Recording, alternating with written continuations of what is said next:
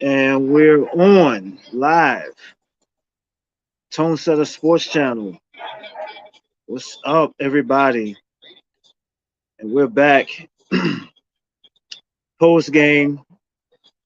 Cowboys got the win easily. Good win, guys. Good win. And you see the title,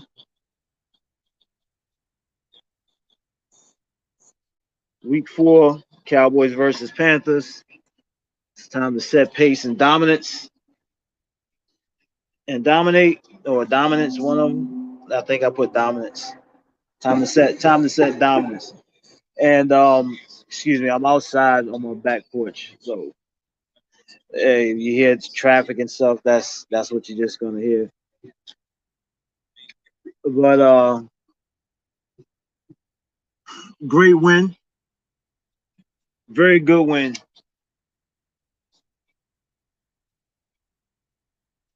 Because now we can say we're better than an undefeated team.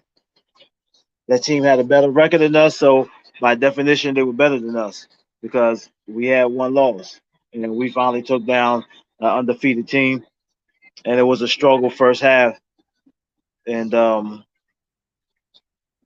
they played us real tough, but we came away. We started pulling away second half of the game, and during the second quarter, very well could have the momentum could have shifted uh, on that scoring drive where Blake Jarwin, I mean not Blake Jarwin, where Dalton Schultz fumbled twice, and we might have got away with the call on the second fumble. Okay, yeah, we know his knee was down on the first one, you know, but looking at it, you would thought it was a fumble, so we just gonna call it that, even though it wasn't.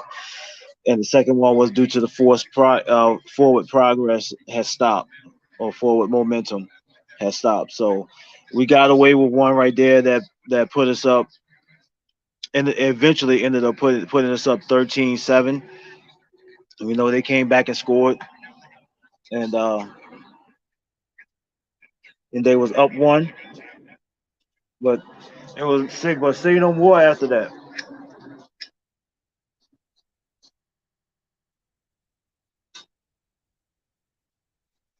Say no more after that. If you do hear something in the background, that's also I'm watching the Steelers Green Bay Packers game right now. I didn't get a chance to watch the Dallas Cowboys the game actually. I thought it was going to be available, but it wasn't available for me. So I was listening in uh, to one of the Cowboy, not really the Cowboys, but a Cowboy fan. One of the vloggers. I forgot their name right now, but they do pretty good. So ended up watching that or listening in on that as the game was going on. Um, but I heard everything from commentary and stuff like that. So, I didn't. As long as I was able to hear the play by play, I could follow the game. But like the title says, because this was a game, this was a team that I said in the preseason that we was gonna have to watch out for early in the first 6 weeks, and we beat this team. I said this team was not going to be they was not going to be easy. Even if they had kept Teddy Bridgewater, I saw it last year. Uh, how hard the Panthers played, even though their record did not show it. But they also had some good. They got some good victories um, last season, like beating Kansas City. They also played some good games, like uh, playing Tampa Bay pretty hard.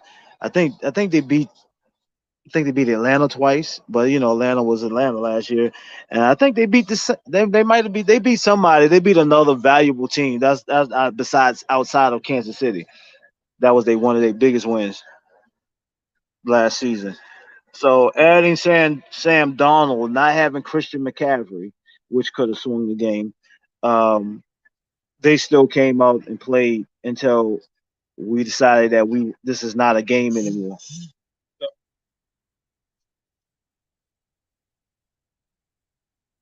This is not a game anymore, and our offense kept coming.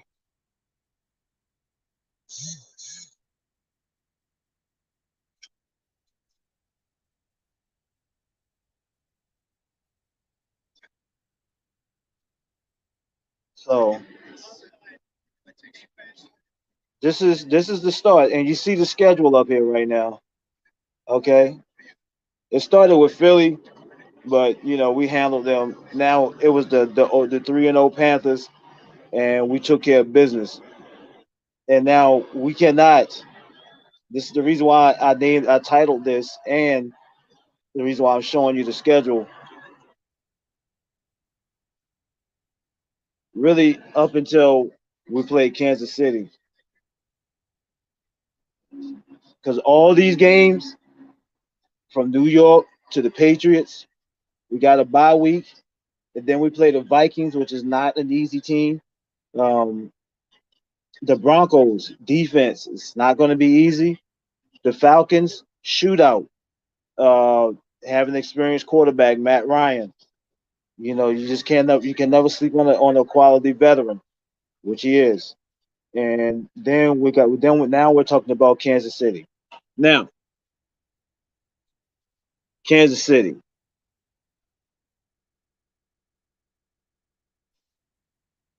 very very good team, very formidable. Just not too long won the Super Bowl, and not recent and just recently lost in the Super Bowl game. In my opinion, Kansas City is definitely a team that we can beat. And the reason why I'm not making a video specifically for Kansas City because I don't want anyone, no fan, no anyone that's connected to the Kansas City chime in, listen to this video. And the reason why I think that we can beat them. As a matter of fact, they are beatable. And just watching it from just observing, Kansas City has lagged from going to the Super Bowl back to back, AFC Championship before that. You know what I'm saying? And they've been on a long run, and it's hard to stay healthy. It is hard. It's hard to stay healthy, and it's hard to keep that energy up of what it takes to go through the toilment of the regular season and then elevating your game to play for the playoffs. So by the time we meet Kansas City, we should be in prepping for the playoff mode. Offense should be running. Offense should be up and running, and that defense should be coming right along with it by this time. By that time, some of these guys will be getting healthy. We still be missing a few key pieces, but as long as these guys handle their business and what they're doing from this point on up until week 11, you know what I'm saying? Up until week 11, these games uh, are trap games, and we got to go and take care of business just like we did with the Carolina Panthers.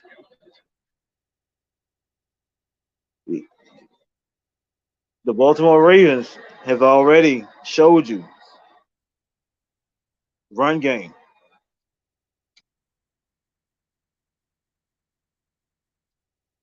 And one thing that we're going to have that's always, actually, it's not even going to be a feature. It's going to be the run game. It's going to be the run game featuring our wide receiver sets. And what dressings are they going to have when it comes to passing the ball? Right now, we got the most dynamic dual threat. You know, this is something that I said before. You go back and watch my other videos that Zeke is going to be the closer. He's going to hurt him. He's those body blows as we hear. And Pollard is that home run threat.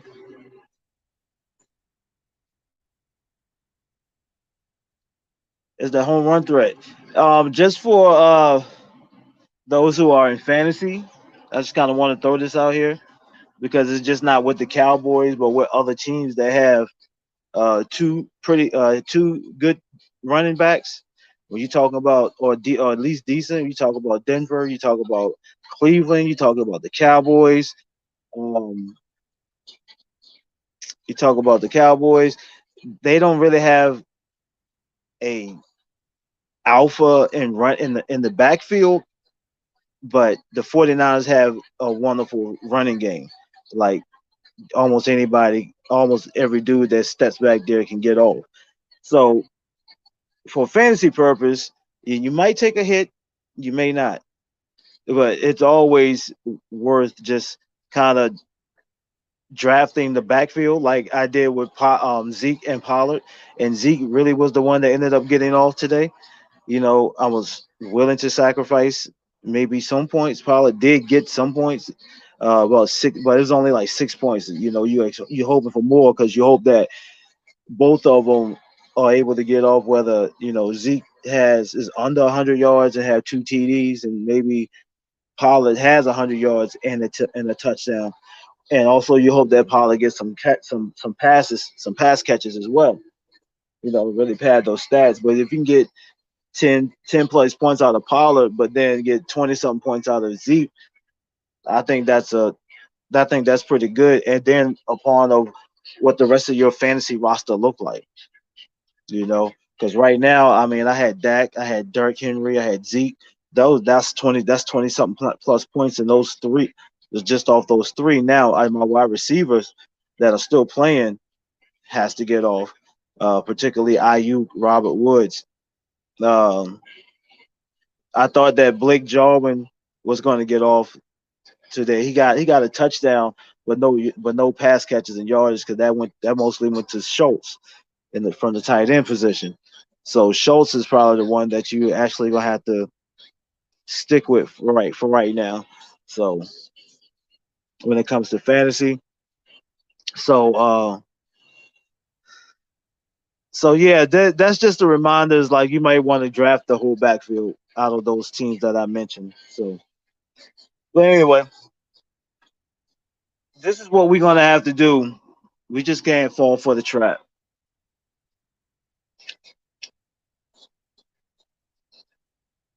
Staying level headed, stay with the intent of getting out there, taking care of business. Being absolutely a professional, just doing what we're supposed to do, what we're paid to do. You know what I'm saying? So for we done already we done set the pace. Defense has definitely set the tone to let people know. Trayvon Diggs, two interceptions, two huge interceptions, especially that first one. That was they was about to score, and that killed them. That killed momentum right there. If they turn around and get another one, come on, that's setting the tone. That's setting the tone of what this team is starting to mold into.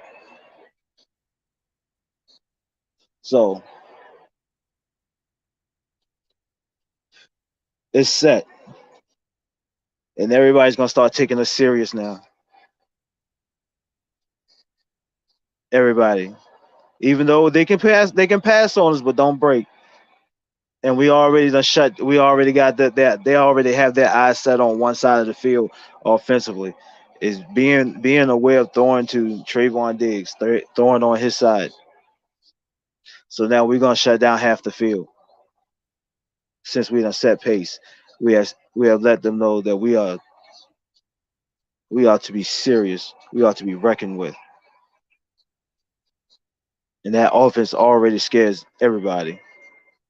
And the way with our quarterback, and the way that our quarterback playing, and the way that we have shown balance, and the way that Zeke and Pollard work hand in hand, they complement one another well. Along with all of that, can we be beat? Yes, that's if we beat ourselves. But I'm looking forward for improvement. I'm looking forward for my Cowboys uh, to handle business going all the way up to week 11, and and then that's the measuring stick right there, because the Kansas City Chiefs should be in playoff mode by that time. Yeah, I got it. 6:30. I'm doing the video. Thank you. Love you. Yeah, that's the lovely wife. Anyway,